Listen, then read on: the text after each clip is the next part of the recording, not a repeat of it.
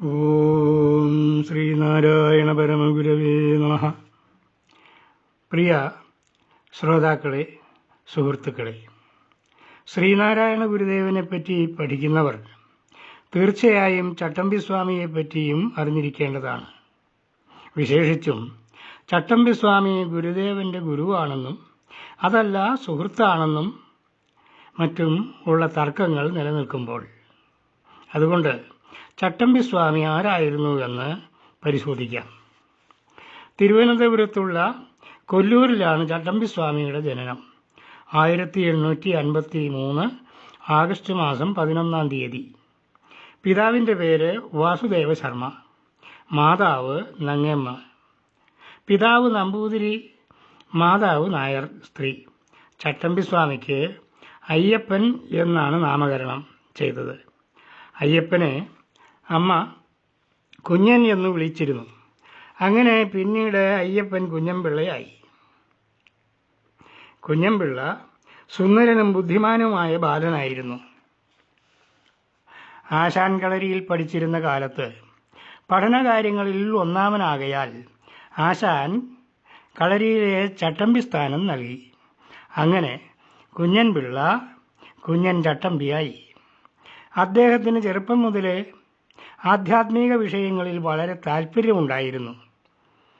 പക്ഷേ അദ്ദേഹം ആഗ്രഹിച്ച പോലുള്ള അറിവ് നൽകാനോ പഠിപ്പിക്കാനോ ആരും ഉണ്ടായിരുന്നില്ല. അദ്ദേഹത്തിൻ്റെ പിതാവായ നമ്പൂതിരിയിൽ നിന്നും അദ്ദേഹത്തിനോ അദ്ദേഹത്തിൻ്റെ മാതാവിനോ യാതൊന്നും ലഭിച്ചിരുന്നില്ല. സന്യാസിയായ ഒരു സഞ്ചാരി അദ്ദേഹത്തിന് ഷൺമുഖമന്ത്രം ഉപദേശിച്ചു കൊടുത്തിരുന്നു അത്രേ. അങ്ങനെ കിട്ടിയ ഷൺമുഖമന്ത്രം ജപിച്ച് അദ്ദേഹം സുബ്രഹ്മണ്യ ഭക്തനായി തീർന്നു. ഒരിക്കൽ ജടാവല്ലഭർ എന്നു പേരുള്ള ഒരു പണ്ഡിതനും ധനികനുമായ ഒരു വ്യാപാരി തിരുവനന്തപുരത്ത് വന്നപ്പോൾ കുഞ്ഞൻ ചട്ടമ്പിയെ കാണുകയും അദ്ദേഹത്തെ തൻ്റെ നാടായ തമിഴ്നാട്ടിലേക്ക് കൂട്ടിക്കൊണ്ടു പോവുകയും ചെയ്തു. ജടാവല്ലഭരുടെ ഭവനത്തിൽ പലപ്പോഴും പണ്ഡിത സദസ്സുകൾ നടന്നിരുന്നു. അവിടെ വേദാന്ത തത്വങ്ങളെപ്പറ്റിയുള്ള ചർച്ചകളും നടന്നിരുന്നു. ജടാവല്ലഭരുടെ കാര്യസ്ഥനും കണക്കപ്പിള്ളയും ആയി ജോലി ചെയ്തുകൊണ്ട് അവിടെ കഴിഞ്ഞിരുന്ന ചട്ടമ്പിക്ക് അതൊരു അനുഗ്രഹമായി ഭവിച്ചു. വേദാന്ത തത്വങ്ങളെപ്പറ്റി കേൾക്കാനും അറിയാനും ചിന്തിക്കാനും ഈ സാഹചര്യം ഉപകാരപ്പെട്ടു. ആധ്യാത്മ വിഷയങ്ങളിൽ ചട്ടമ്പിക്കുള്ള താല്പര്യം മനസ്സിലാക്കിയ ജടാവല്ലഭർ പണ്ഡിത സദസ്സുകളിൽ ചട്ടമ്പിയെയും കൂട്ടി. അങ്ങനെ ആധ്യാത്മികമായി കുറേ അറിവുകൾ നേടിയതിനു ശേഷം കുഞ്ഞൻ ചട്ടമ്പി തിരിച്ച് നാട്ടിലേക്ക് പോന്നു. തിരുവനന്തപുരത്തുള്ള ഒരു പുസ്തകശാലയിൽ നിന്ന് ആത്മീയ വിഷയങ്ങളിൽ കൂടുതൽ അറിവ് ലഭിക്കാൻ ഉതകുന്ന പുസ്തകങ്ങൾ വാങ്ങി വായിച്ചും ചിന്തിച്ചും തത്വജ്ഞാനിയായി തീർന്നു. ആ ഇടയ്ക്കാണ് നാണുവാശാൻ എന്ന് അറിയപ്പെട്ടിരുന്ന ഗുരുദേവനുമായി പരിചയപ്പെടുന്നത്.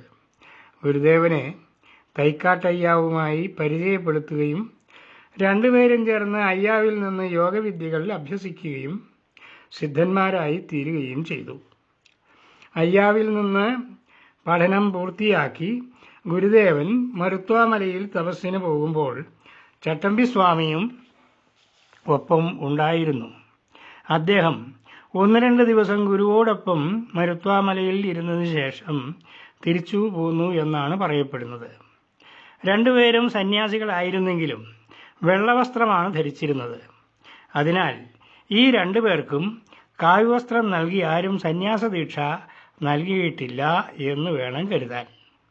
പിൽക്കാലത്ത് ഗുരുദേവൻ അനേകം ശിഷ്യന്മാർക്ക് കാവ്യവസ്ത്രം നൽകി സന്യാസദീക്ഷ കൊടുത്തപ്പോഴും വെള്ളവസ്ത്രം തന്നെയായിരുന്നു ധരിച്ചിരുന്നത്. ഗുരുദേവൻ്റെ സിലോൺ യാത്രാ സമയത്ത് ശിഷ്യന്മാർ ആഗ്രഹം പ്രകടിപ്പിച്ച സമയത്താണ് ഗുരുദേവൻ ആദ്യമായി കാവ്യവസ്ത്രം ധരിക്കുന്നത്. ചട്ടമ്പിസ്വാമി ഗുരുദേവനേക്കാൾ 2 വയസ്സ് മൂത്തതായിരുന്നു. പലപ്പോഴും ഇരുവരും ഒന്നിച്ചായിരുന്നു സഞ്ചാരം. അയിത്തവും ജാതിചിന്തയും ഒന്നും ചട്ടമ്പിസ്വാമിക്ക് ഇല്ലായിരുന്നു. അദ്ദേഹം ഈഴവരുടെ ഭവനങ്ങളിൽ നിന്നും ഭക്ഷണം കഴിക്കുകയും മറ്റും ചെയ്യുന്നത് അദ്ദേഹത്തിൻ്റെ സമുദായ പ്രമാണിമാർക്ക് അന്ന് അനിഷ്ടമായി തോന്നിയിരുന്നു. ഒരിക്കൽ ഒരു നായർ പ്രമാണി അദ്ദേഹത്തോട് അനിഷ്ടം പ്രകടിപ്പിച്ചപ്പോൾ, ഞാൻ നിങ്ങളുടെ വീട്ടിൽ നിന്നും ഭക്ഷണം കഴിക്കുന്നുണ്ടല്ലോ എന്നായിരുന്നു ചോദിച്ചത്. ആ കാലത്ത് പിള്ളമാർ നായന്മാരെക്കാളും ഉയർന്ന ജാതിയായിട്ടാണ് കരുതിയിരുന്നത്. അദ്ദേഹം അദ്വൈതബോധമുള്ള ജ്ഞാനിയായിരുന്നതിനാൽ വൈദികമായ കർമാനുഷ്ഠാനങ്ങളിലും വിഗ്രഹാരാധനയിലും മറ്റും വലിയ പ്രസക്തി കൽപ്പിച്ചിരുന്നില്ല. ഗുരുദേവൻ നാടുതോറും അമ്പലങ്ങൾ ഉണ്ടാക്കി വിഗ്രഹപ്രതിഷ്ഠ നടത്തിയിരുന്നതിനെ പരാമർശിച്ച് ഒരിക്കൽ ഗുരുദേവനോട് പ്രവർത്തിയാരുടെ പണി ഉണ്ടോ എന്ന് ചോദിച്ചതും ഗുരുദേവൻ അതിന് മറുപടിയായി പ്രവൃത്തി കൊണ്ട് ആരില്ല എന്ന് മറുപടി പറഞ്ഞതും വളരെ പ്രസിദ്ധമാണ്.